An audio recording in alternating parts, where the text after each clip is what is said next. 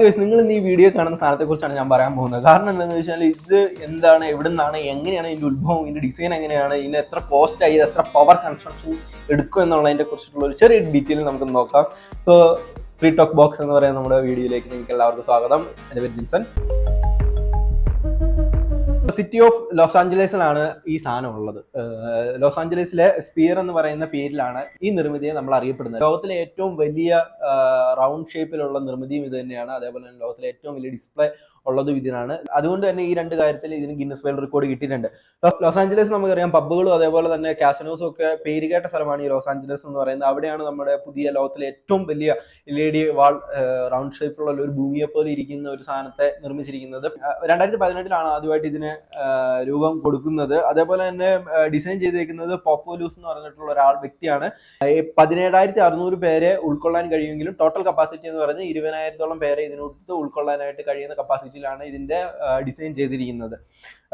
16K റെസൊല്യൂഷനിലാണ് ഇതിന്റെ ഉള്ളിൽ display play ആകുന്നത്. അതേപോലെ തന്നെ ഇതിന്റെ അകത്ത് 4DX സൗണ്ട് എഫക്റ്റ് ഇതിന്റെ ഉള്ളിൽ നമുക്ക് ഫീൽ ചെയ്യാനായിട്ട് കഴിയും.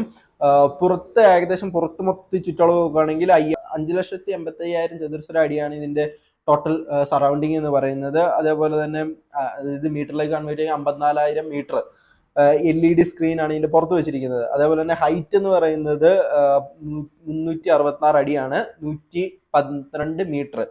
അതേപോലെ തന്നെ നീളം എന്ന് പറയുന്നത് 516 അടിയാണ്, ഏകദേശം 157 മീറ്റർ ആണ് നീളം എന്ന് പറയുന്നത്. അതേപോലെ തന്നെ $3.3 ബില്യൺ ആണ് ഇതിന്റെ മൊത്തത്തിലെ ചെലവെന്ന് പറയുന്നത്. ഇത് പണി കഴിച്ചപ്പോഴത്തേനും വന്നത് 2023 സെപ്റ്റംബർ 19 ഇത് ഒഫീഷ്യലി ഓപ്പൺ ചെയ്തു.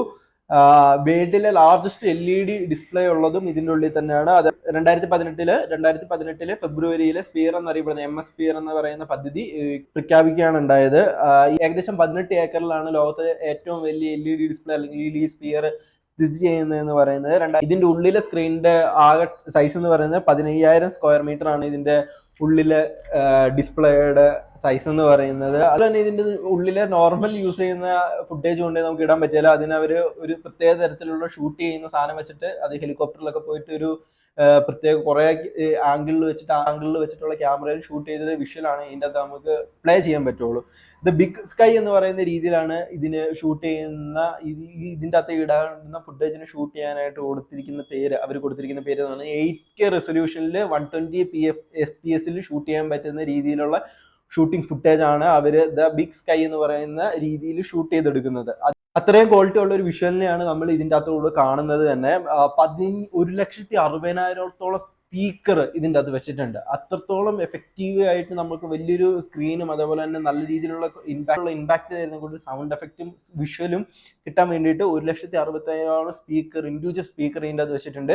മുമ്പിൽ ഇരിക്കുന്നവനും പുറകെ ഇരിക്കുന്നവനും ഒരേ രീതിയിലുള്ള ക്ലാരിറ്റി ഒന്നും മിസ്സാകാണ്ട് ഒരേ രീതിയിലുള്ള സൗണ്ട് എഫക്റ്റ് കിട്ടുന്ന രീതിയിലുള്ള സിസ്റ്റമാണ് ഇതിൻ്റെ ഉള്ളിൽ വെച്ചിരിക്കുന്നത്. അതേപോലെ തന്നെ ഇതിന്റെ പ്രത്യേകത എന്ന് പറയുന്നത്, ഇതിന്റെ സീറ്റ് നമുക്ക് മറ്റേ VR ബോക്സിൻ്റെ അകത്ത് കയറിയിരിക്കും അനങ്ങുകയല്ല, അതേപോലത്തെ സീറ്റുകളാണ്. അനുസരിച്ച് സീറ്റും അങ്ങോട്ടും ഇങ്ങോട്ടും മാറി ചെരിയും ഒക്കെ ചെയ്യുന്ന രീതിയിലുള്ള സിസ്റ്റമാണ് ഇതിൻ്റെ ഉള്ളിൽ കൊടുത്തിരിക്കുന്നത്. സൗണ്ട് സിസ്റ്റവും സീറ്റിങ്ങും അതേപോലെ തന്നെ വിഷ്വലും എന്ന് പറയുന്നത് മോസ്റ്റ് ഓഫ് ദ അൾട്ടിമേറ്റ് ലെവലിലാണ് അവർ ചെയ്തിരിക്കുന്നത്. പീക്ക് ഓഫ് ദ ലെവലിലാണ് അവർ ഇതിൻ്റെ അകത്ത് കൊടുത്തിരിക്കുന്ന സാധനങ്ങളുടെ ഡിസൈൻ വെച്ച് ചെയ്തിരിക്കുന്നത് എന്ന് പറയുന്നത്. സൗണ്ട് സിസ്റ്റം 4Dയിലാണ് സൗണ്ട് സിസ്റ്റം റൺ ആകുന്നത്. പിന്നെ ഇത്രയും വലിയൊരു മാസീവ് ആയിട്ടുള്ള സാധനത്തെ റൺ ചെയ്യാനായിട്ട് അത്യാവശ്യം നല്ല രീതിയിലുള്ള പവർ എടുക്കുന്നുണ്ടാവും. ഏകദേശം 28 മെഗാവാൾട്ട് പവർ ഈ സാധനങ്ങളെല്ലാം പ്രവർത്തിക്കാൻ വേണം. ഇത്രയും പവർ ഇത് എടുക്കുന്നത് ഇതിന്റെ ഡിസ്പ്ലേയും അതിന്റെ മൈക്കും അതിന്റെ സീറ്റിങ്ങും പ്രവർത്തിക്കാൻ വേണ്ടിയിട്ടാണ് ഇത്രയും പവർ ഇത് കൺസ്യൂം ചെയ്യുന്നത്. അതിനെ കമ്പയർ ചെയ്യുകയാണെങ്കിൽ അവരുടെ കണക്കുകൾ പ്രകാരം കാലിഫോർണിയയിലെ കണക്കുകൾ പ്രകാരം പറയുന്നത് 21,000 വീടുകൾ റൺ ചെയ്യാനുള്ള പവർ ഇതിൽ വേണം. ഇതിൻ്റെ അകത്ത് 45 കിലോവാട്ട് പെർസെൻറ്റേജ് ഇത് UPS യൂസ് ചെയ്ത് ഇവർ എടുക്കുന്നുണ്ട്. പക്ഷേ ഇതിന് ടോട്ടൽ റൺ ചെയ്യാൻ വേണ്ടി പവറിന്റെ 0.2% മാത്രമേ ഇതിൽ നിന്ന് അവർക്ക് ഉത്പാദിപ്പിക്കാൻ, ഇവരിൽ നിന്ന് അവർക്ക് എടുക്കാനായിട്ട് കഴിയുന്നുള്ളൂ. ഇതിനകത്ത് 70% പവർ എടുക്കുന്നത് സോളാർ സിസ്റ്റത്തിൽ നിന്നാണ് അവർ ഇതിന്റെ പവർ കൊടുക്കുന്നത്. ബാക്കി എടുക്കുന്നത് നോർമൽ നമുക്ക് കിട്ടുന്ന സ്ഥലങ്ങളിൽ നിന്ന് അവർ പവർ എടുക്കുകയാണ് ചെയ്യുന്നത്. പക്ഷെ എന്നാലും പറഞ്ഞത് വലിയ രീതിയിലുള്ള ഒരു പവർ ഇതിന് വേണം. ഇത്രയും വലിയ ഡിസ്പ്ലേ, ഇത്രയും വലിയ സീറ്റിങ്ങും അതേപോലെ തന്നെ ഇത്രയും വലിയ ഒരു സൗണ്ട് സിസ്റ്റം റൺ ആണെങ്കിൽ അതനുസരിച്ചുള്ള പവർ എടുക്കണം. അതുകൊണ്ട് തന്നെ അതനുസരിച്ചുള്ള പവർ എടുക്കുന്നുണ്ട്. 28 മെഗാ വാൾട്ട് പവറാണ് ഈ സാധനം റൺ ചെയ്യാനായിട്ട് വേണ്ടത്. ഇത്രയും വലിയ സാധനം പ്രവർത്തിക്കുന്നതിനനുസരിച്ചുള്ള ഇഷ്യൂസും ആ ഒരു സ്ഥലങ്ങളിൽ ഉണ്ടാകാറുണ്ട്. പരിസ്ഥിതി മലിനീകരണവും പ്രകാശ മലിനീകരണവും ഇത് നേരിടുന്ന ഒരു വെല്ലുവിളിയും തന്നെയാണ്. കാരണം ഇത്രയും നല്ലൊരു സാധനം, ഇത്രയും വലിയ സംവിധാനം റണ്ണാകുന്നതിനനുസരിച്ചുള്ള പൊല്യൂഷനും അതല്ലെങ്കിൽ അതനുസരിച്ചുള്ള ഒരു നെഗറ്റീവ് ഫീഡ്ബാക്ക് നമ്മുടെ ഭൂമിക്ക് തന്നെ കിട്ടുന്നുണ്ട്. ഇതിനെക്കുറിച്ച് ഞാൻ വീഡിയോ ചെയ്തപ്പോൾ ഇതൊക്കെ പോയി നേരിട്ട് കണ്ടൊന്ന് വീഡിയോ ചെയ്യാൻ പറ്റിയായിരുന്നെങ്കിൽ ഒരു നിമിഷം ഞാനൊന്ന് ആലോചിച്ചിട്ടുണ്ടായിരുന്നു. ചെറിയൊരു ഐഡിയ നിങ്ങൾക്ക് കിട്ടിയെന്ന് വിചാരിക്കുന്നു. അടുത്തൊരു വീഡിയോയ്ക്ക് അത് വീണ്ടും കാണാം. വേറൊരു വെറൈറ്റി കണ്ടന്റ് ആയിട്ട് ഞാൻ വരുന്നുണ്ടാവും. So bye bye guys. ഇതുപോലെ തന്നെ ഫ്രീ ടോക്ക് ബോക്സ് എന്നാണ്, വലിയ വിഷ്വലോ അല്ലെങ്കിൽ സൗണ്ട് എഫക്റ്റോ അല്ലെങ്കിൽ മറ്റേ സാധനം ഒന്നും വെച്ചിട്ട് ഞാൻ കുളമാക്കുന്നില്ല എൻ്റെ വീഡിയോയെ. നമുക്ക് ഫ്രീ ആയിട്ട് കുറെ കാര്യങ്ങൾ ഇങ്ങനെ സംസാരിക്കാം. എനിക്ക് അറിയാവുന്ന കുറച്ച് കാര്യങ്ങൾ ഞാൻ വീഡിയോ രൂപത്തിൽ നിങ്ങളുടെ മുമ്പിലേക്ക് ഷെയർ ചെയ്യുന്നതിനുള്ള പ്ലാനിങ്ങിലാണ് ഞാൻ എൻ്റെ ചാനൽ തുടങ്ങിയിരിക്കുന്നത് തന്നെ. സോ അപ്പോൾ എല്ലാവരും വീഡിയോ കാണുന്ന എല്ലാവർക്കും ഇഷ്ടപ്പെടുവാണെങ്കിൽ ഒന്ന് ഫോളോ ചെയ്യുക.